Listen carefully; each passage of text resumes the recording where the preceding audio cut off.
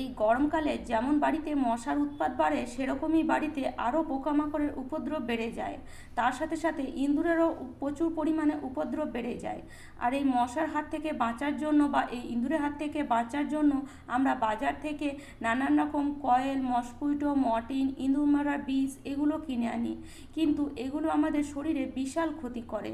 তাই আজ আমি আপনাদের জন্য নিয়ে এসেছি মশা তাড়ানোর আর ইঁদুর তাড়ানোর দু রকম ঘরোয়া পদ্ধতি। একটা হবে মশা তাড়ানোর জন্য, আরেকটা হবে ইঁদুর তাড়ানোর জন্য। তো দুটো পদ্ধতি অবশ্যই আপনারা একটু মন দিয়ে দেখুন, কারণ এখানে এমন একটি জিনিস ব্যবহার করব যার কারণে কিন্তু আমাদের বাড়ি ছেড়ে মশা যাবে, তার সাথে সাথে ইঁদুরও যাবে। সেটা হলো এই যে আদা। এই আদা যদি আপনি ঠিকঠাকভাবে ব্যবহার করেন তাহলে বিশ্বাস করুন আপনার বাড়ি ছেড়ে মশা তো যাবেই যাবে, তার সাথে সাথে যদি আপনার বাড়িতে ইঁদুর থাকে তাহলে ইঁদুরও কিন্তু পালিয়ে যাবে। তো দু ধরনের টিপস দেখাবো, দু ধরনের টিপস অবশ্যই পুরোটা দেখবেন, কেননা একটা হবে মশা তাড়ানোর জন্য, আরেকটা হবে ইঁদুর তাড়ানোর জন্য। তো দুটো ধরনের টিপস অবশ্যই দেখে নিন, কেননা আপনার কাজে অবশ্যই লাগতে পারে। যদি আপনি কেমিক্যালযুক্ত ওষুধ ছেড়ে দিতে চাইছেন, যদি আপনি ঘরোয়া টিপস ব্যবহার করতে চাইছেন, তাহলে এই টিপস দুটো আপনার খুবই কাজে আসবে আর 100% কাজ করবে। একবার হলেও ব্যবহার করে দেখবেন, ঘরোয়া টিপসগুলি ব্যবহার করলে আমাদের শরীরে কোনো রকম কোনো ক্ষতি হয় না, আর খুব সহজে কিন্তু মশাও পালিয়ে যায়, ইঁদুরও পালিয়ে যায়, তার সাথে নানা রকম পোকামাকড়ও কিন্তু পালিয়ে যায়। তাহলে চলুন প্রথমে শুরু করা যাক। তো প্রথমে আমি এখানে দেখুন নিয়ে নিয়েছি কিছু মাচিসের মানে কাঠি। এই মাচিস বা দেশলাইয়ের কাঠির মধ্যে যে বারুদ থাকে, সেই বারুদের মধ্যে কিন্তু একটা স্মেল আছে। স্মেলটা দেখবেন খুবই কড়া। যখন এটাকে আপনি হামাতিস্তাতে বা কোনো ভারী জিনিস দিয়ে থ্যাতো করবেন, তখন দেখবেন স্মেলটা বেরিয়ে আসবে। তো এইভাবে কিন্তু আপনাকে থ্যাতো করে নিতে হবে। মোটামুটি 1 প্যাকেট মাচিস নিয়ে নেন, আর পুরো 1 প্যাকেট মাচিসের কাঠিকে আপনি এইভাবে থ্যাতো করে নেন। এবার দেখুন এখানে আমি নিয়ে নিয়েছি 1 টুকরো কর্পূর। এই কর্পূরের মধ্যেও একটা স্মেল আছে, যেটা কিন্তু কোনো ধরনের পোকামাকড় কখনোই সহ্য করতে পারে না। তো এই কর্পূরটাকে কিন্তু খুব ভালো করে এইভাবে আপনাকে ভেঙে নিতে হবে বা গুঁড়ো করে নিতে হবে।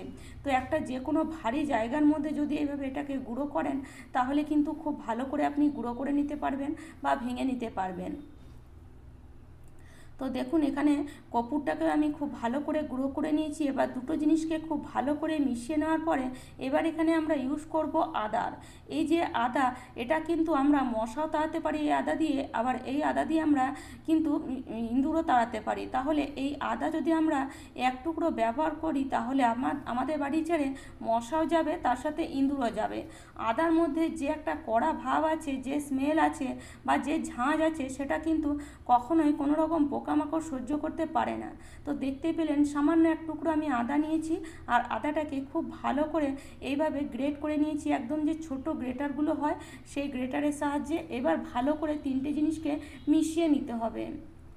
এই 3টে জিনিসকে মেশানোর পরে এবারে একটা জায়গা নিয়ে নেবেন, যে জায়গার মধ্যে এই জিনিসগুলোকে এইভাবে আপনি ঢেলে নেবেন। একটা বাটি বা মানে প্লাস্টিকের বাটি বা যে কোনো একটা কৌটো আপনারা নিয়ে নিতে পারেন, যেগুলো কিন্তু কোনো খাওয়ার কাজে আপনি আর ব্যবহার করবেন না, সেই ধরনের একটা যে কোনো জায়গা এখানে নিয়ে নিতে পারেন। এবারে 3টে জিনিসকে ওই জায়গাটার মধ্যে ঢেলে 1 গ্লাস পরিমাণে জল দিয়ে দিলাম। আর এই জলটাকে দিয়ে এটাকে মোটামুটি আমি 2 ঘন্টা মতন ছেড়ে দেব। 2 ঘন্টা ছাড়ার পরে এবার এখানে দিয়ে দেবো আমি সামান্য একটু ডেটল। সামান্য একটু দেবেন, 1/2 চামচের মতন, তাতেই কিন্তু কাজ হয়ে যাবে। এই ডেটলও কিন্তু আমরা সাধারণত পোকামাকড় তাড়ানোর কাজে ব্যবহার করি, কিন্তু এখানে আমাদের প্রচুর পরিমাণে ডেটল খরচা হয়। কিন্তু এই যদি সামান্য 1/2 চামচের মতন ডেটল এখানে দিয়ে দিয়েছেন, এই জলটা দিয়ে আপনি যে কোনো কাজ করতে পারেন। চাইলে এই জলটা দিয়ে আপনি ঘরও মুছতে পারেন, পোকামাকড়ও তাড়াতে পারেন, মশাও তাড়াতে পারেন। তো এই জলটা যদি একবার এইভাবে বানিয়ে নেন, তাহলে কিন্তু আপনাকে খুব বেশি ডেটলও খরচা করতে হবে না। এই জলটাকে এভাবে বানিয়ে আপনি এটাকে স্প্রে বোতলের মধ্যে ভরে নেন। আর এই স্প্রে বোতলের মধ্যে ভরে এবার আপনি যদি সন্ধেবেলায় বা সন্ধে হওয়ার আগে পুরো বাড়িতে যদি স্প্রে করেন, তাহলে 100% আপনার বাড়ি ছেড়ে মশা পালিয়ে যেতে বাধ্য হবে। কারণ এখানে আমরা যে যে জিনিসগুলো ব্যবহার করেছি, সেটা কিন্তু মশা কখনোই সহ্য করতে পারে না। এই জলটা দিয়ে আপনি পুরো কিচেন কাউন্টার পরিষ্কার করতে পারেন, যে কোনো জায়গাও পরিষ্কার করতে পারেন। দেখবেন মশা মাছির উপদ্রব একদমই কমে যাবে যদি আপনি এইভাবে জল বানিয়ে একবার হলেও ব্যবহার করেছেন। তো এবার পুরো বাড়িতে আমি এভাবে স্প্রে করে দেবো, কেননা সন্ধে হওয়ার আগে যদি আমরা এভাবে পুরো বাড়িতে স্প্রে করে দিই তাহলে আমাদের বাড়িতে কিন্তু আর মশা বাড়ি থেকে ঢুকবে না। আর তার সাথে সাথে ঘরের কোনায় কোনায় যে মশাগুলো আছে সেগুলোও কিন্তু আমাদের বাড়ি ছেড়ে 100% পালিয়ে যাবে। তো এটাকে আপনি অন্ততপক্ষে 7 থেকে 8 দিন ব্যবহার করে দেখুন, তারপরে দেখবেন আপনার বাড়িতে আর একটাও মশা আপনি দেখতে পাচ্ছেন না। 100% আপনার বাড়ি ছেড়ে মশা পালিয়ে গেছে। তো এইভাবে আপনি এটাকে বাগানের মধ্যে স্প্রে করতে পারেন। আপনি যদি কোনো বাগানে গাছ লাগিয়েছেন জলের মধ্যে, তার মধ্যে এটাকে অবশ্যই স্প্রে করে দেবেন। তাহলে চলুন, একটা টিপস তো হয়ে গেল। আরেকটা টিপসের জন্য এখানে প্রথমেই আমরা নিয়ে নেব কিছুটা পরিমাণ আদা।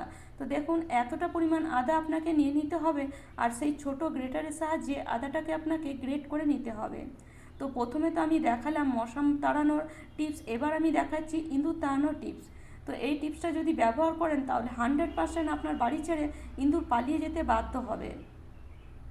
তো আদাটাকে গ্রেট করার পরে এখানে দেখুন এবার আমি নিয়ে নিচ্ছি সামান্য একটু লেবুর রস। তো এইভাবে আধখানা লেবু আমি কেটে তার মধ্যে যে রসটা আছে মোটামুটি 1 চামচের মতন, সেই রসটা এখানে দিয়ে দিচ্ছি। আর এই লেবুর রস কিন্তু কখনোই ইঁদুর সহ্য করতে পারে না। তো এই লেবুর রস যদি এখানে দিয়ে দিয়েছেন তাহলে দেখবেন এই আদার পাওয়ারটা অনেকটাই বেড়ে যায়। আদার কালারটাও দেখবেন আস্তে আস্তে চেঞ্জ হয়ে যাচ্ছে, লাল হয়ে যাচ্ছে। এবার এখানে আমরা দিয়ে দেব সামান্য একটু খাওয়ার সোডা, মোটামুটি 1/2 চামচের মতন। এই খাওয়ার সোডা যদি কেউ খেয়ে ফেলে কোনো পোকামাকড়, সে কিন্তু কখনোই সহ্য করতে পারবে না। আর 1/2 চামচ কিন্তু মানুষও খেলেও সহ্য করতে পারবে না। তো সেই জন্য 1/2 চামচ যদি এখানে খাওয়ার সোডা দিয়ে দিয়েছেন, এই আদাটা কিন্তু ফুলে ডবল হয়ে যাবে। আর তার সাথে সাথে কিন্তু যদি আপনি এই ভিম বা লিকুইড একটুখানি, ভিম বা সাবান বা লিকুইড একটুখানি এর মধ্যে দিয়ে দিয়েছেন, তাহলে কিন্তু এর পাওয়ারটা অনেকটাই বেড়ে যাবে। তো এই যে সাবান বা এই যে খাওয়ার সোডা, এগুলো কিন্তু ইঁদুর খেয়ে কখনোই সহ্য করতে পারবে না। এটা আপনারাও দেখে বুঝতে পারছেন। এবার ইঁদুর এটাকে যদি খায় তাহলে 100% আমাদের বাড়ি ছেড়ে সে পালিয়ে যেতে বাধ্য হবেই হবে। তবে নর্মালি যদি আমরা এটাকে এইভাবে মাখিয়ে রেখে দিই তাহলে ইঁদুর কিন্তু কখনোই খাবে না। তো ইঁদুর খাওয়ার জন্য এখানে আমরা ইউজ করব নারকেল তেলের 1 চামচ পরিমাণ এখানে আপনি নারকেল তেল দিয়ে দেন। নারকেল তেলের যে স্মেল সেটা কিন্তু ইঁদুরের খুবই পছন্দের। তো সেই জন্য নারকেল তেলের স্মেলে ইঁদুর কিন্তু এটাকে খেতে আসবেই। বা চাইলে আপনার এখানে ঘিও ব্যবহার করতে পারেন, নারকেল তেল না দিতে চাইলে ঘি দিয়ে দেন 1 চামচের মতন। তার স্মেলে কিন্তু ইঁদুর এটাকে খেতে আসবেই। আর এবার এখানে আমি দিয়ে দেব 2 চামচের মতন আটা। এই গমের আটা যদি এর মধ্যে মাখিয়ে দিয়েছেন তাহলে ঘিয়ের স্মেল আর বা নারকেল তেলের স্মেল, তার সাথে সাথে এই যে গমের আটা যদি মিশিয়ে দেওয়া হয়, ইঁদুর কিন্তু এটাকে খাবার মনে করেই খেতে যাবে। আর সে যদি একবার এটাকে খেয়েছে তাহলে আমাদের বাড়ি ছেড়ে 100% সে পালিয়ে যেতে বাধ্য হবে। কেননা এইভাবে যখন আমরা এটাকে মাখিয়ে ইঁদুরকে খেতে দেব তখন সে কিন্তু 100% এটাকে খাবেই খাবে। তার মানে সে কিন্তু এটাকে সঙ্গে সহ্য করতেই পারবে না যে এটা তার খাবার নয়, মানে ভাবতেই পারবে না যে এটা তার খাবার নয়। এত সুন্দর একটা স্মেল দেবে যে সে কিন্তু সেটাকে খেতে যাবেই। এবার ইঁদুরের লোভটা বাড়াবার জন্য এখানে আমরা ইউজ করব আলু। এই যে আলু যদি আপনি এইভাবে মাঝখানে কেটে ইঁদুরকে দিয়েছেন বা ইঁদুরের জন্য যদি আলু রেখেছেন, ইঁদুর কিন্তু এটাকে নিজের খাওয়ার ভেবেই খেতে যাবে। আলু কিন্তু ইঁদুরের খুবই একটা পছন্দের জিনিস। দেখবেন বস্তায় আলু যদি আপনি এনেছেন আর আপনার বাড়িতে যদি ইঁদুর থাকে তাহলে দেখবেন 1/2 বস্তা আলু 15 দিনের মধ্যে শেষ। আপনি বুঝতেই পারবেন না যে আলুগুলো কোথায় গেল। আলু এতটাই ইঁদুরের পছন্দের। তো এবার দেখুন আলু এইভাবে একদম ছোটো সাইজের দুটো নিয়ে নেবেন আর মাঝখানে এরকম আলু দুটোকে গর্ত করে নেবেন। আর এই যে আলুগুলো আছে এগুলোও কিন্তু আমরা কাজে লাগাবো। তো এবার কি করতে হবে, এই যে আলুর মাঝখানে যে আমরা ছোটো বাটি বা গর্ত করে নিয়েছি তার মাঝে এই রেমেডিটা আপনি এইভাবে ভরে দেন। এবার আপনি যে কোনো জায়গায় রেখে দেন যেখানে আপনার মনে হয় ইঁদুর আসছে বা আসতে পারে। দেখবেন ইঁদুর এটাকে 100% খাবে, কারণ এর মধ্যে যে আলু আমরা ব্যবহার করেছি ইঁদুর কিন্তু এটাকে দেখলেই খেতে আসবে। আর এই যে রেমেডিগুলো আছে এর মধ্যেও আপনি টুকরো আলুগুলো এইভাবে লাগিয়ে দেন। আলুর লোভে বা আটার লোভে বা ঘিয়ের লোভে বা তেলের লোভে ইঁদুর কিন্তু এটাকে খেতে আসবেই আসবে। আর যখনই সে খাবে তার পেটে একটা গর্ব শুরু হবে, যার কারণে সে এদিকে সেদিকে ছোটাছুটি করতে করতে সে কিন্তু আপনার বাড়ি ছেড়ে পালিয়ে যাবে বাইরের হাওয়া নেওয়ার জন্য। আর তখন কিন্তু আর আপনার বাড়িতে ফেরত আসবে না, কেননা ইঁদুর জানে যে আপনার বাড়িতে সে কী খেয়েছিল। তখন কিন্তু ভয়ে আর আপনার বাড়িতে সে আসবেই না। তো এইভাবে যদি ঘরোয়া পদ্ধতিগুলি ইউজ করেন তাহলে 100% আপনার বাড়ি ছেড়ে কিন্তু মশা হোক ইঁদুর হোক পালিয়ে যাবে, আর আপনার শরীরে কোনো রকম কোনো ক্ষতিও হবে না। তো চলুন এবার এই যে গ্যাস ওভেনের ওপরে বা নিচে একটা করে আপনি রেখে দেন, এই আলু রেখে দেন বা এই আলুর মধ্যে থাকায় যে রেমেডিটা এটা রেখে দেন।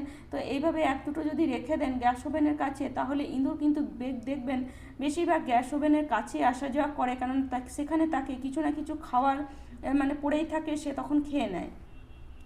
এইভাবে যদি রেখে দেন তাহলে কিন্তু ইঁদুর কোথাও না কোথাও খেতে আসবে। সেটা ফ্রিজের নিচেও রাখতে পারেন, বেডের নিচেও রাখতে পারেন, বা মেন দরজার কাছেও রাখতে পারেন। মেন দরজা যদি আপনার সবসময় খোলা থাকে, এইভাবে এক দুটো আপনি এই আলুর টুকরো রেখে দেন।